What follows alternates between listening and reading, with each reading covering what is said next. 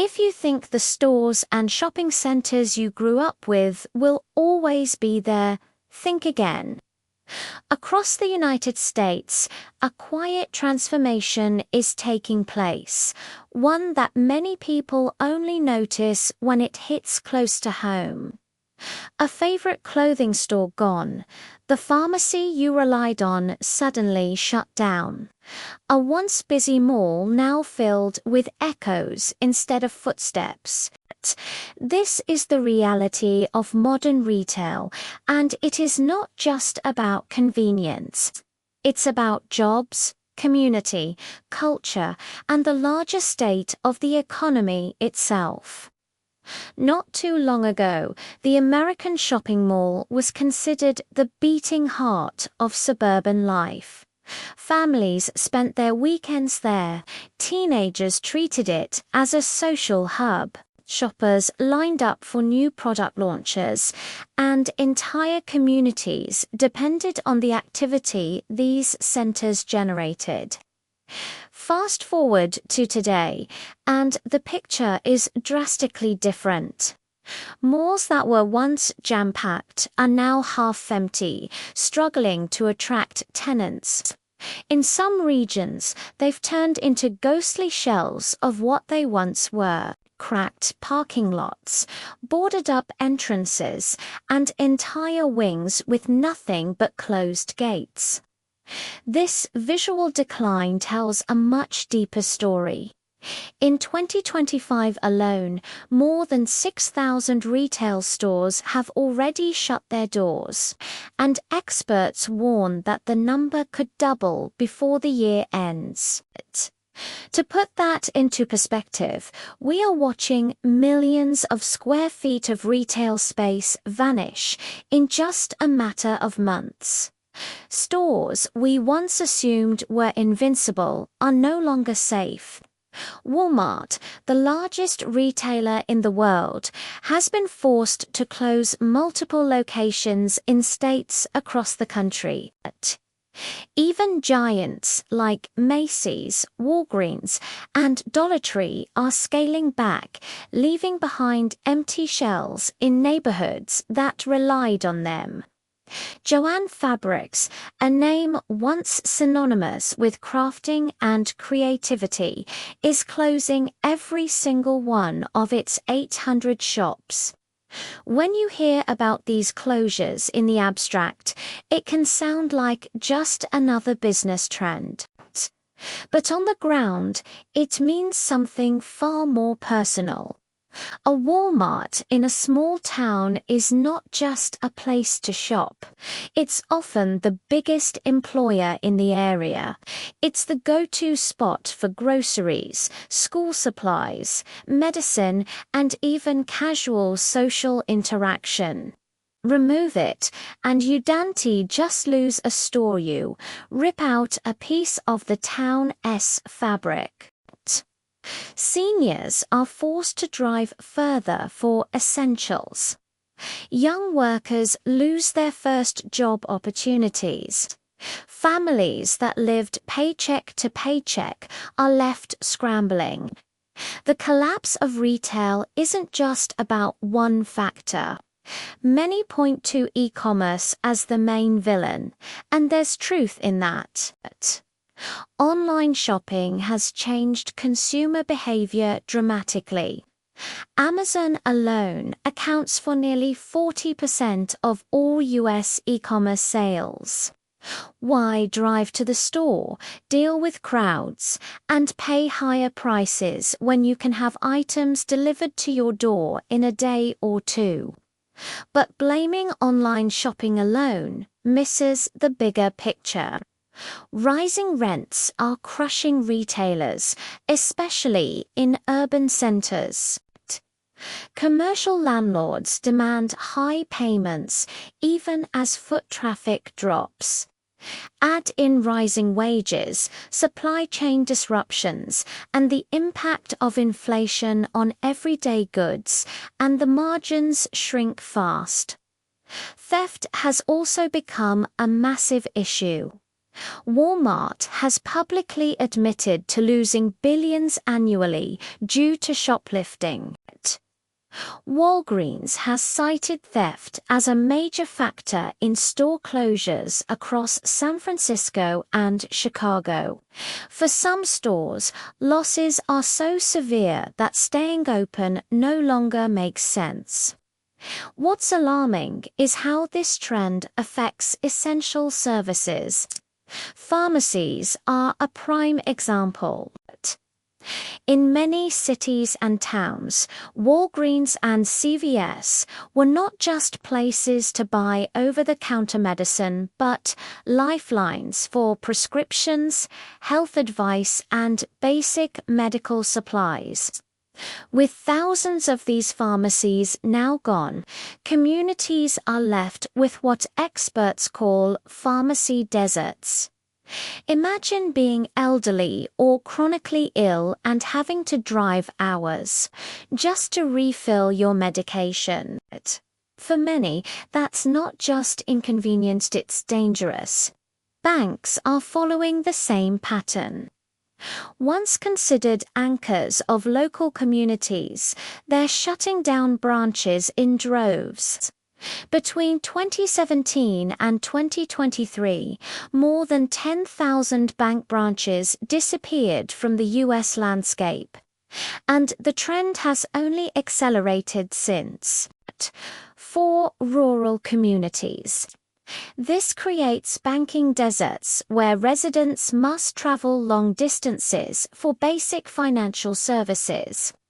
For older generations or those without reliable internet, the shift to mobile banking doesn't solve the problem, it makes it worse. Restaurants have also been hit. Chains like TGI Fridays, Red Robin, and even Denny's are shrinking at alarming rates. The reasons are familiar: rising food costs, higher wages, and declining foot traffic. A family dinner that once felt like an affordable outing now costs so much that many households have cut it from their budgets entirely. What was once a symbol of middle-class stability has turned into a rare luxury. For workers, the decline means lost jobs. For communities, it means losing one of the last remaining social spaces outside the home. So, is this only an American story? Not at all. Across the Atlantic, the United Kingdom is experiencing a crisis of its own. The once iconic high street is in free fall. Thousands of shops have shuttered, leaving behind rows of boarded-up windows where vibrant businesses once thrived. Rising rents, online shopping, and the aftershocks of Brexit have combined to hollow out town centres. For British families, a walk down the high street no longer feels like a lively experience, feels like walking through a graveyard of commerce. In Japan, the story takes a different but equally troubling form. The country is facing what some call a convenience store crisis. Once celebrated for their 24/7 availability and cultural ubiquity, these shops are struggling to survive. An aging population, a shrinking workforce, and rising costs have forced many stores to reduce hours or shut down entirely. For older Japanese citizens in rural areas, this is devastating, as convenience stores often double as essential hubs for groceries, bill payment, and postal services. In Europe, Germany and France are also witnessing the slow disappearance of local shops. Traditional bakeries, family-run stores, and small boutiques are struggling against the tide of global e-commerce giants and corporate chains. These aren't just places to shop, they're cultural institutions tied to identity and tradition. Losing them means losing a piece of national heritage. Back in the US, the ripple effects of retail decline go beyond shopping. They seep into real estate, employment, and even social cohesion. Empty storefronts drag down property values in surrounding neighborhoods. Job losses from retail closures pile onto an already strained labor market. Young workers who often relied on retail jobs as stepping stones find fewer opportunities to gain experience. Socially, communities lose the public spaces that stores once provided. A trip to the local grocery store or bank was never just about the transaction, it was about bumping into neighbors, sharing small talk, and reinforcing a sense of belonging. The psychological impact cannot be underestimated. When people see darkened windows and empty parking lots where lively businesses once stood, it sends a subconscious message: decline. That feeling of decline seeps into how people view their town, their economy, and even their own future. It feeds a cycle of pessimism where consumers spend less, businesses struggle more, and closures accelerate. Yet, amid the decline, there are experiments in revival.